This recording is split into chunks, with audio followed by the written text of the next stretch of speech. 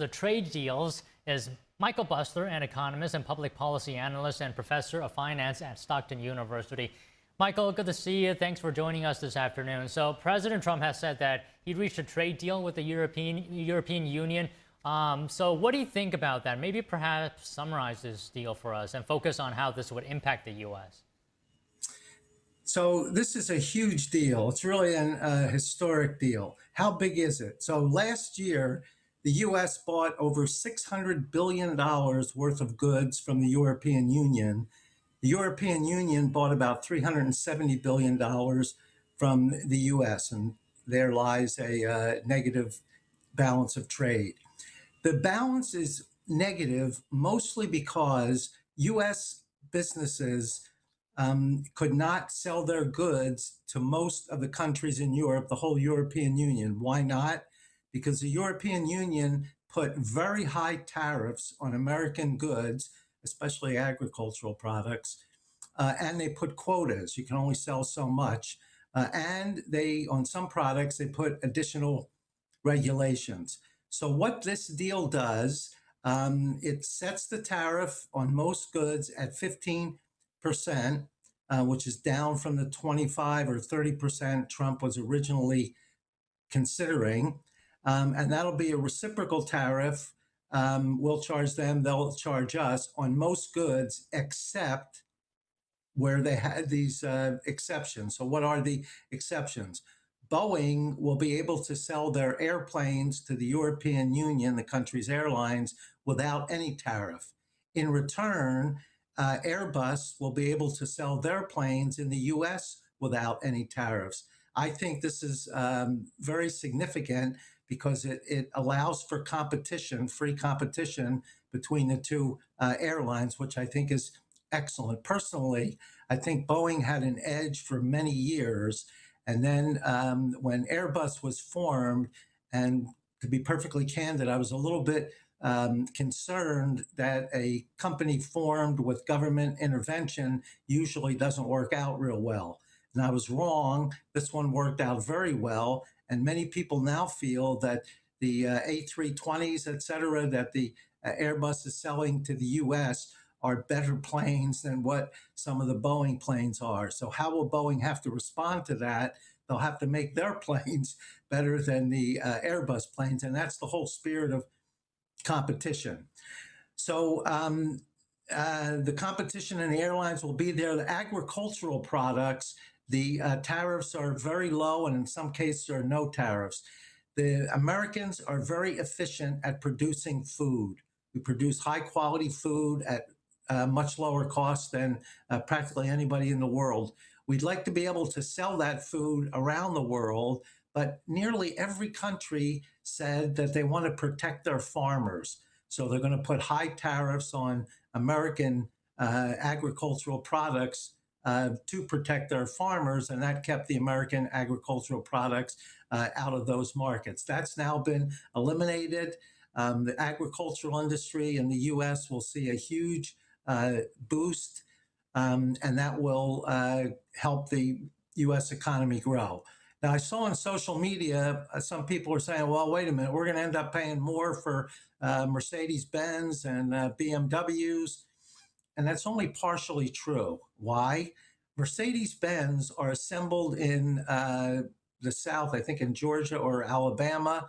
BMWs are assembled in South Carolina. While some of the components, engines, transmission, et cetera, are made in Europe and sent over here, they'll be subject to a tariff. The rest of the assembly will not. So I think there will only be very small, if any, increases in European goods. And on the other side, the American companies will be able to sell their goods in Europe. That will eliminate this negative balance of trade that we've had really for decades. So you mentioned the points where the EU has committed to more investments into the U.S., more purchases. So then the question is, the U.S. has a trade deficit, at least last year, of over $235 billion with the EU. This deal, is that going to address that trade balance? Is it going to make it more balanced? Is it going to reduce that deficit? Yes, that's exactly what it'll do. Because these foreign markets are now open to U.S. suppliers, U.S. companies will be able to sell more of their products. So what we export to them will start to go up. We'll probably buy about the same amount from them. I don't think the tariffs are going to have a significant impact on the quantity that we buy from Europe, but what we sell to Europe will go up significantly. And I think within a year or so, you'll see the balance of trade fairly even. A couple of other things. The European Union has committed to buy large amounts, hundreds of billions of dollars worth of U.S. Energy, natural gas, and other products. That will help our energy industry. And from a political standpoint, the European Union relies somewhat, maybe heavily, on Russia for energy. And when they buy that energy from Russia, that gives them their income to support not only their economy, but also the war in Ukraine. So by shifting their purchasing to the U.S., that will hurt the Russian economy and probably bring the Russians to the table sooner rather than later. You may have also heard that President Trump, who gave the Russians 50 days a couple of weeks ago to come up with a peace deal with the Ukraine, he's now saying there's no sense dragging this out. Russia doesn't appear to want to do anything, and they keep bombing the heck out of Ukraine. So I'm going to reduce that time to 10 or 12 days. At that time, if Russia hasn't come up with a peace deal, President Trump will put very severe sanctions on Russia that will cripple their already weakening economy. And Trump is hoping that'll bring them to the table to negotiate a peace settlement with the Ukraine. So do you think the European Union got just as good a deal that the U.S. got in this agreement? No, the U.S. definitely got a better deal. So why did the European Union agree to it? Because Trump, who's a master negotiator, Trump said to them, look, for decades, you've been essentially ripping us off. You've been able to sell so much of your goods in our country and not allowing us to sell our goods in your country. This is going to be fixed now. So this deal, I think it's good for the European Union in that higher tariffs would not be imposed, and it also stabilizes things. So we know exactly what the deal is. Business, one thing business doesn't like is uncertainty. Once you know whether things are going to happen, whether it's good or bad, you can deal with it. But if you don't know what's going to happen, it's very difficult to make decisions. So as the European Union leaders themselves pointed out, this will bring stability to the trading relationship between the U.S. and the European Union. And as I mentioned, between imports and exports, the total value is approaching $1 trillion annually. This is good for both sides. I think the U.S. came out a little bit better, but that's done to make up for the bad position the U.S. was in for so many decades. Okay, so with this deal behind us, there is still a little bit of trade negotiations happening between U.S. and China, right? I'm wondering if you have any comments on that front. China's economy is weakening. They had a real estate industry that boomed for years, financed on debt, primarily on debt. Now that their incomes are going down and they can't service the debt, they're running into problems. Last year, China sold about $450 billion worth of their output to the U.S.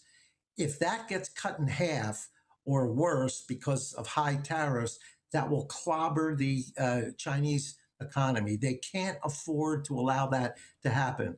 I believe President Trump has given them until August 12th to come up with a deal. And if they don't, he'll put extremely high tariffs that will hurt them. I think China will be forced to the bargaining table. Scott Bessent is in Sweden now, I think, negotiating with China. I think you're going to see a good deal with China.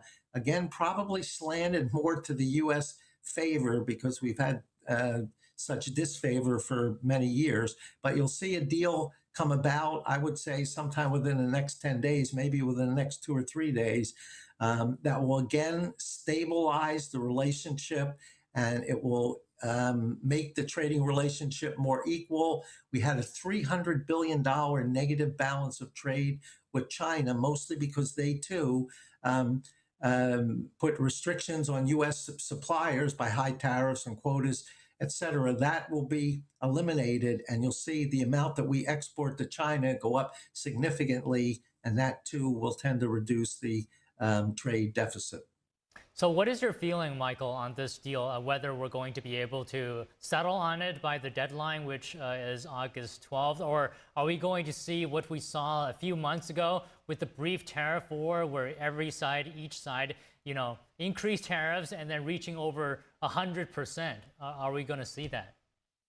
I don't believe so. I think they'll come up with an agreement before the deadline. If they don't, Trump will put those high tariffs on, and while the U.S. will feel some pain, it will clobber the Chinese economy.